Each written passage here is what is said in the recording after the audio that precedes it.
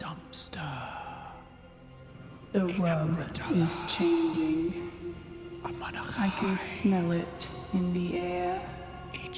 I can feel it in the ribs. I can taste it in the sauce. Once which tasted good, now does not.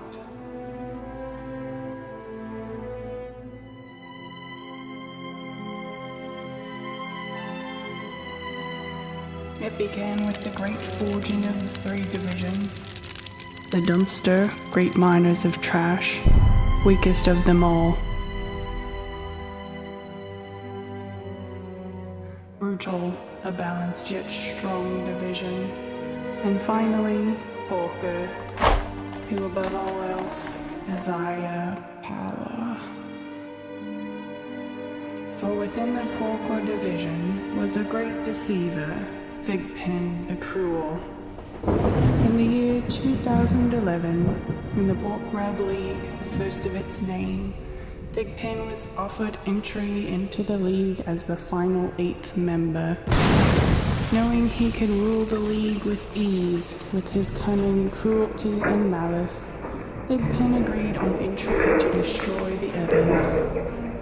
One team to rule them all. One by one, the teams of Pork fell to the power of Thigpen, ending in his championship of league.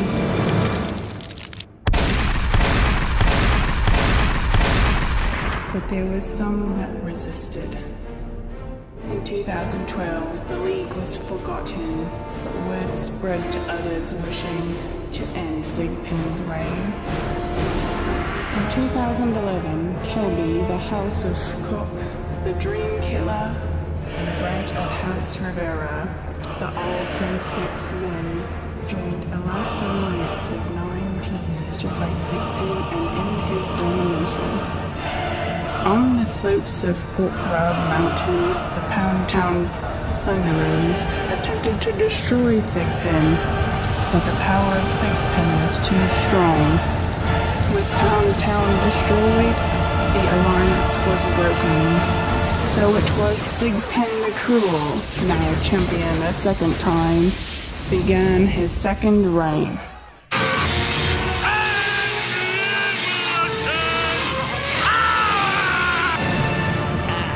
In 2014, Pork Rub called for aid. 2 others were brought into the alliance, Kelton of House Cock, the Russell Wilson Sprouts, and Muskie Mike of House Walton. Thigpen began his conquest of the league with great strength, again making playoffs. After destroying the Jocelyn Sausage, he faced the Russell Wilson Sprouts, the newest member of the alliance. It was in this moment, when all hope faded, that the Sprouts, brother of Dream Killer, used Thigpen's own team against him by unleashing the DeMarco Murray breaks free across midfield. One man to beat. Inside the 20, and he will take it all the way. 70. Thigpen, the enemy of the free peoples of Pork Rub, was defeated. The Sprouts took his win and entered the finals, having one chance to own the league, but hearts of fantasy teams are easily corrupted, and the flavors of Pork Rub has a will of its own. All-Pro Sexmen slayed the Sprouts, beginning the era of Pax Pokemana, a time of relative peace. But some things that should not have been forgotten were lost. History became legend, legend became myth. In 2015, All-Pro was slain by his fellow Porker, the Houston Oinkers, corrupted by the lust of the Rub. The Oinkers' fate was not to be, as the Rub ensnared a new owner. The Rub brought to the Sprouts unnaturally powerful teams. For 12 months it poisoned his mind, and in the gloom of the Sprouts' home, it waited. Darkness crept back into the flavor of the ribs, rumor grew of a shadow in the sauce, whispers of a nameless bloody fear, and the rub of power perceived. Its time had now come. For the time will soon come when a corrupt commissioner will shape the fortunes of all.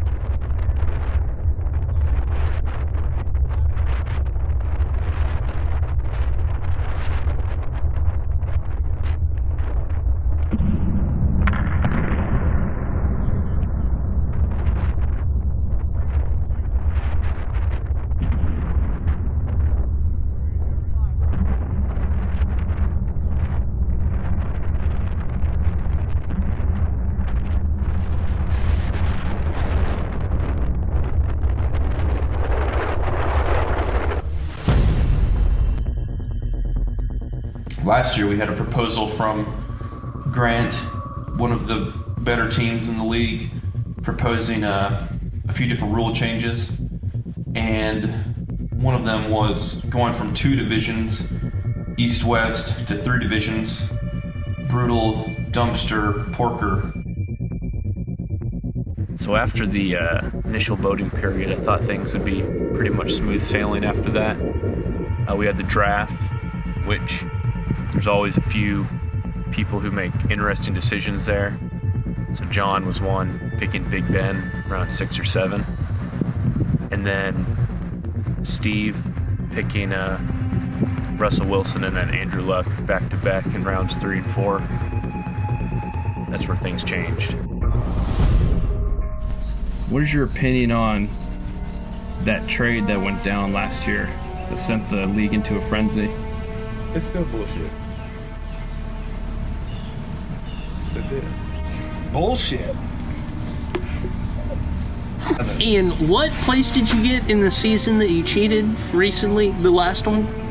Was just shocking, but you know, I'm a free trade guy, so I didn't really veto it. Steve proposed it. Ian accepted it. What's wrong with that? That's what fantasy football is all about. I think we all know that I was on board with Ian and Tristan and the Defenders of Justice and Truth. I only told one person about that people were vetoing it, and that was Tristan. Mike's just butthurt that like I talked all this shit about him on the podcast. The trade that was vetoed that sent the league and to the hills running. Well, there was Sproles involved too. They're blinded by Andrew Luck's name. I would say that I'm more of a free trader too.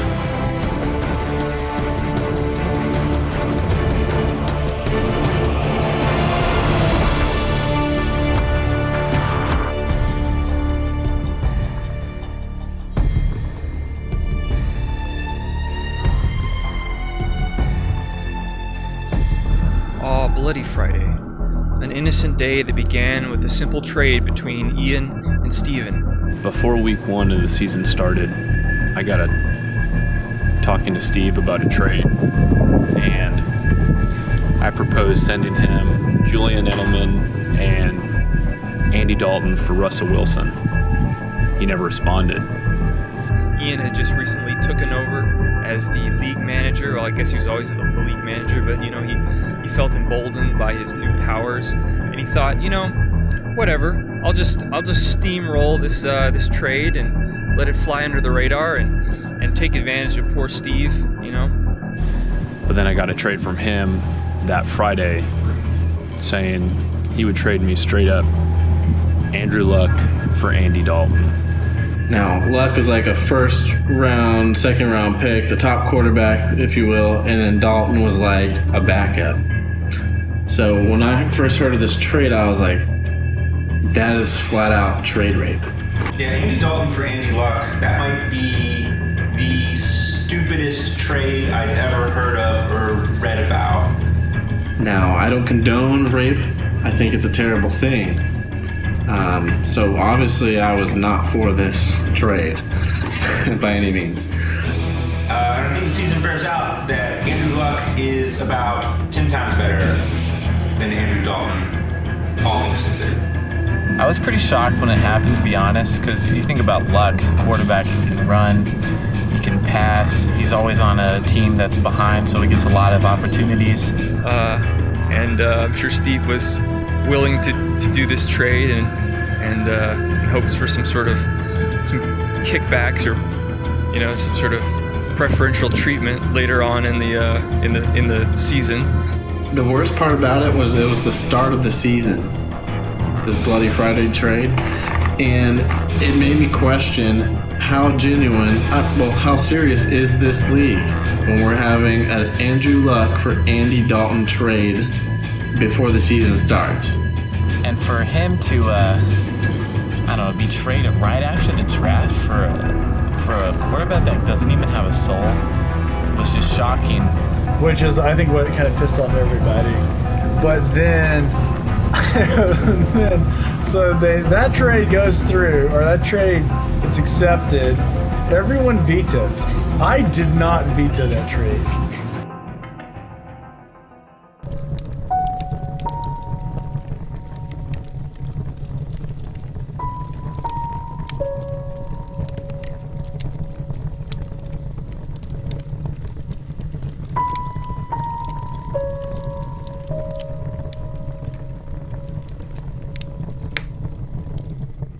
Word spread quickly of the vetoed trade, causing infighting amongst the members of Pork Rub. Travis texted me first before I even knew it was vetoed. And he was like, this is bullshit. Bullshit? And it was a group chat between me, Travis, Mike, and JC. And so then, of course, JC and Travis and Mike, all three of them start bitching about how this is the most uneven trade in, not pork rub history, fantasy football history. The trade where Ian completely ruined all of our money input into the league by manipulating another player and taking the best player from this team for his. So, that's democracy for you. Sometimes the dictatorship rises and you as the people have to shut it down. John, as far as Bloody Friday goes, pure troll toll. When the higher-ups at the veto movement need their dirty work done, John's their number one guy. They go to John, he'll veto it every single time. That's what he did. I post the screenshot of the text message, that conversation that Steve and I had about it. And it shows Steve's proposing the trade to me. And so that's when, I go in and look at the veto rules. It was not balanced for a 12-team league. And once the details came out about Steven listening to the Houston Sports Talks radio or whatever it was, I was fine with it. And so initially, I re-proposed the trade, the exact same one, and then I changed the rule. But I immediately changed the rule back before anything happened, realizing that Travis and JC and Mike are going to quit or something, commit suicide altogether. I don't know what. I sent an email to everybody saying, look, this is the explanation for why the rule's broken. This is why it's like this. And it goes back to when the league was created, I think. And I said, because this rule is broken and to prevent any issues going forward for this season, I'm going to change it, take executive decision, and change it to 4 to 6 votes.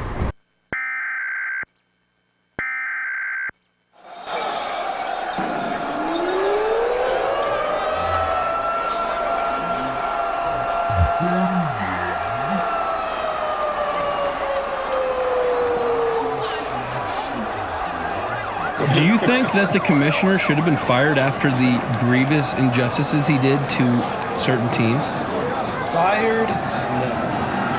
Tortured?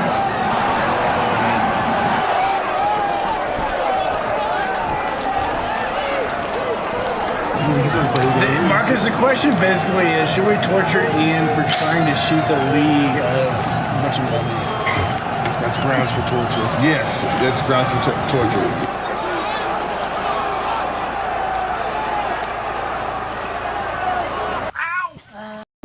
Animosity towards the commissioner was at an all-time high at the end of Bloody Friday. A committee was created to find those who vetoed the trade and bring them to light. These were called the Veto Hunters. Yep, here we are at a Veto Hunter headquarters. We've got a high-tech installation here. This is all dedicated to tracking down and unmasking the veto movement.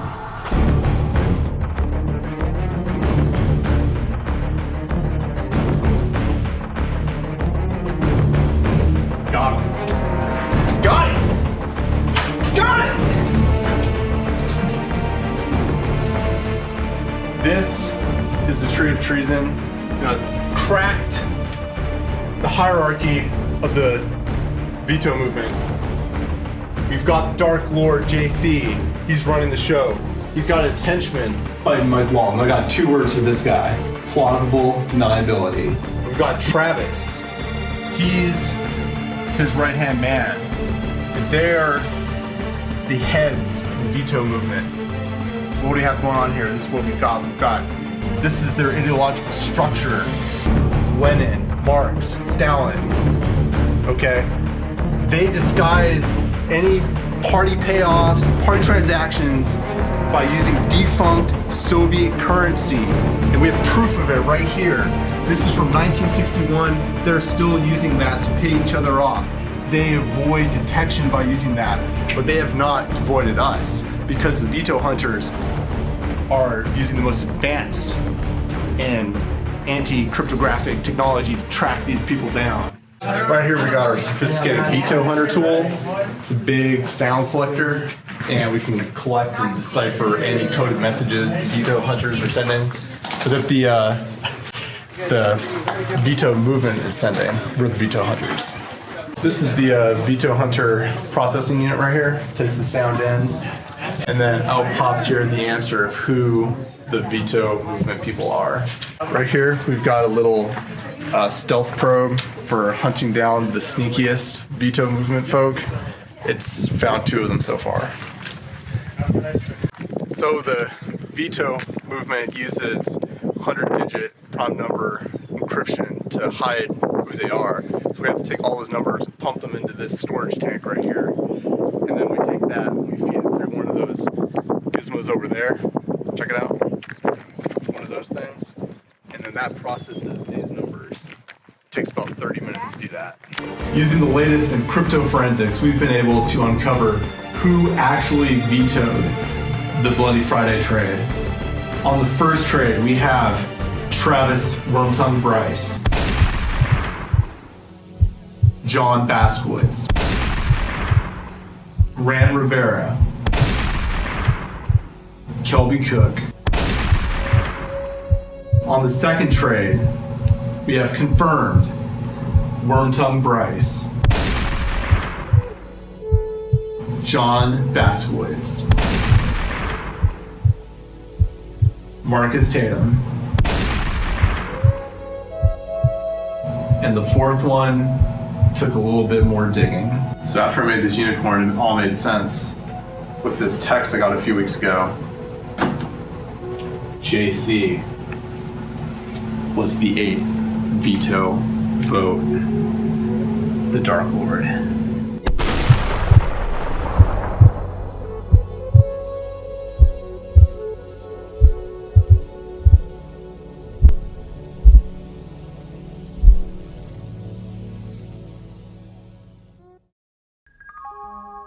The Bloody Friday trades had a significant effect on the psyche of each member, but most of all, it affected the significant others of the Pork Rub members more than anything.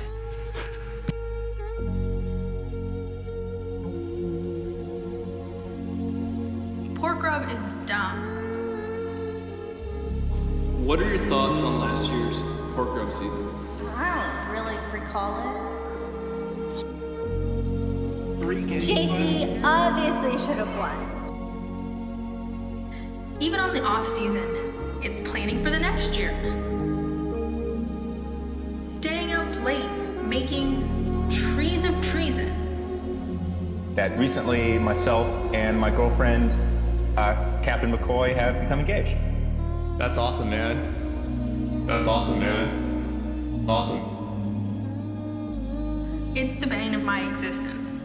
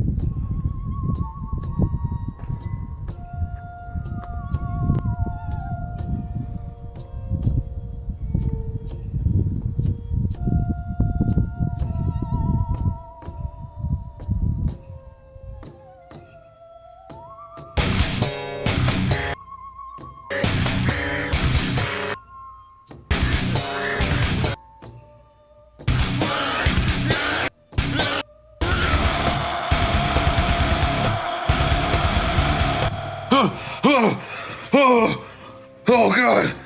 No! What? It wasn't enough. It wasn't enough, Kitty. How do I become Mega Cat? Oh, I had it in a dream. I saw it. I saw it all. 2017 is my year. It's time to become Mega Cat.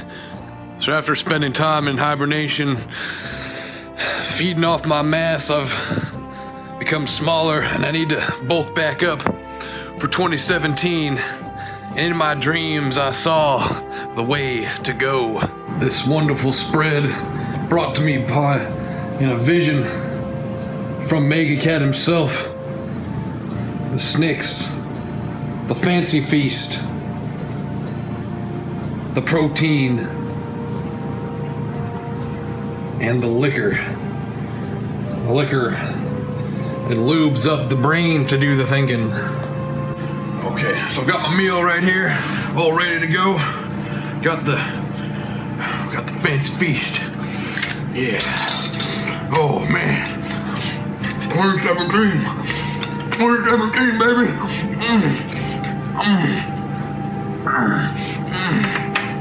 Oh yeah. Wash it down with the milk of victory.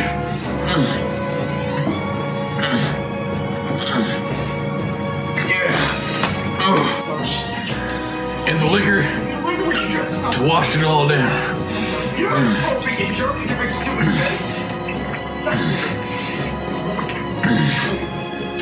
2017's Mega Cat's year, boys. You'll see. Oh, come on, I'm talking to her. One of the most controversial events of the season was the Houston Oinkers setting up a broadcasting station to spread what some say was propaganda. This is T-Train on First Security, bringing you the unadulterated truth about Portbrook. We're here launching an all-out audio assault on the beachhead of fantasy football. We're here liberating your mind from the propaganda of the veto regime.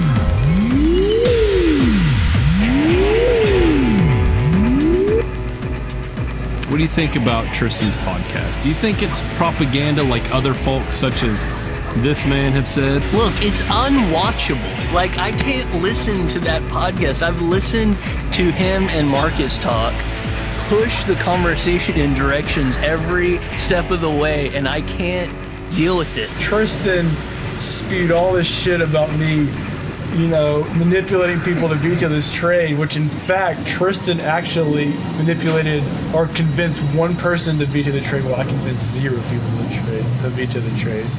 So you're innocent? So I'm innocent.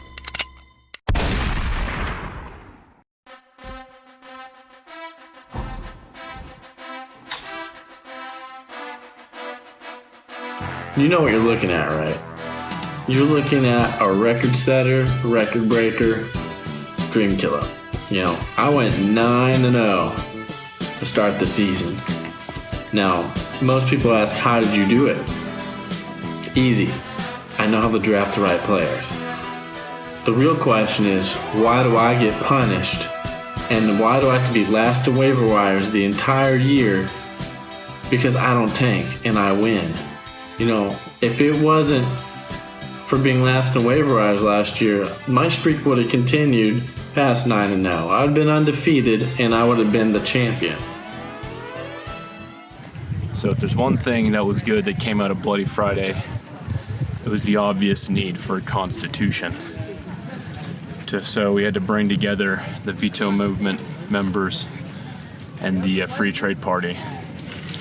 And we did. And we came to agreement on St. Patrick's Day.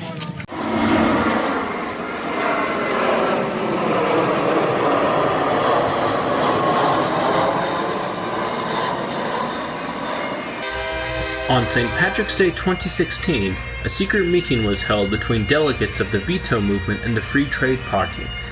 Aimed at resolving a truce, the Steamboat Accords included unilateral talks between the two sides, with Muskie Mike representing the veto movement and Tristan the Free Trade Party. A deal was struck on St. Patrick's Day, essentially ending the struggle. However, some members are still wary of the deals of the agreement. Some say the meeting wasn't a true representation of the League. Here's my philosophy on it, alright? I'm a big proponent of the push through trade. I think once you make a trade, it's players run your team, alright? So, here's the problem. I am highly disappointed in Mike and Tristan. Who made them the boss, huh? I don't remember electing Tristan at the free trade. I don't remember electing Mike to represent the veto movement. Democracy doesn't work, all right? Ian needs to run this league like a dictatorship. He needs to be Fidel Castro, Stalin, maybe not Hitler. That's going a little too far. But I'm telling you, bold prediction for Pork Rub 2021. Tristan is going to overthrow this league. I've been saying it for a year. Oh boy. Nothing like a margarita after a terrible football season, let me tell you. I've had a great 3-year run since I joined the Fantasy League 3 years ago as an expansion team. I don't think I've ever lost a football season at the draft before, so that was a first. Trying to keep that success up. Obviously, it was really tough to lose after doing so well the previous year. But that's what happens when you draft Adrian Peterson, Jamal Charles, and Doug Martin 1, 2, 3, like an idiot. But I'm hanging in there. I got some new hobbies and things over the season. Because Jamal Charles, who I selected third in the third round, never healed, and I think played maybe 2 games. I don't know. I'm really in a good place right now, and I'm just excited for next season to start. Any good fantasy football team has plenty of tequila in it.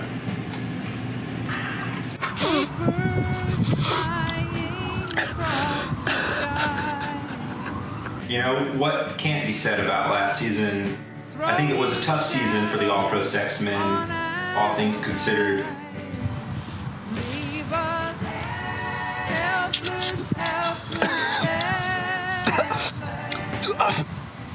The 1, 2, 3 punch of Adrian Peterson, Jamal Charles, and Doug Martin fell dramatically short of where I'd hoped they'd land after they only played maybe 5 combined games. I'm coming back. I'm always in the finals, and Tristan, if he thinks, oh. After months of carefully crafting the Constitution, it was ready to be sent out to the League for ratification. Sir Dr. Ian Oswald, a reading. We, the owners of Pork Rub, in order to secure for oneself and each other the rights and privileges of Pork Rub membership, hereby sign this instrument of ratification and elevate the Pork Rub Constitution to the supreme law of the Pork Rub Fantasy Football League. Our signatures on the signing document bind our fates as one invest in each other. The awesome responsibility of upholding and defending the Constitution. And so it was that the Constitution was mailed to every member of the League for signature. Tris, Kelton, Travis, James, Marcus, Michael, JC, Kelby, and the 2 newest members, Scott, the Scud Missile, and Randy, a lawyer. The Constitution was signed by every member of the League, thereby elevating it to the supreme law of the land. Now, the one thing I am just thrilled to see happening is this new Constitution. I think it's positive to get the owners more involved in, in choice, in setting league rules, in upholding trades, and maybe sometimes even vetoing them. I think this Constitution is going to make Pork Rub great again. Congratulations, Travis. an official member. Congratulations. Congratulations. Congratulations. Congratulations. I wish you all good luck and you all lose in 2018. 17. God bless you, and 18. Welcome to the Pork Rub. May God bless Pork Rub.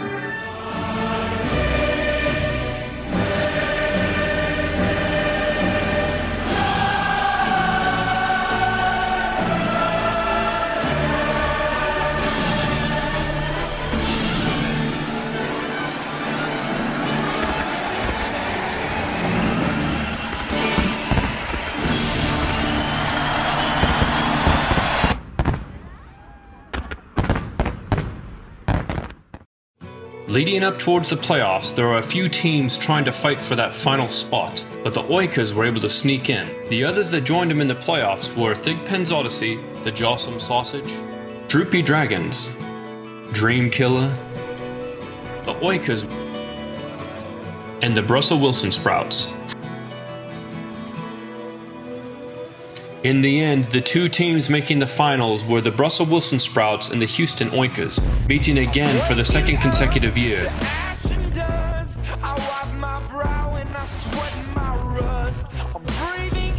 However, this year would prove different, as the Oikers defeated the Sprouts.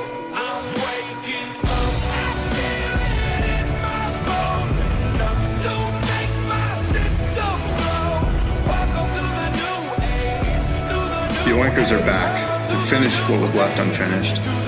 For vengeance is mine, I will repay.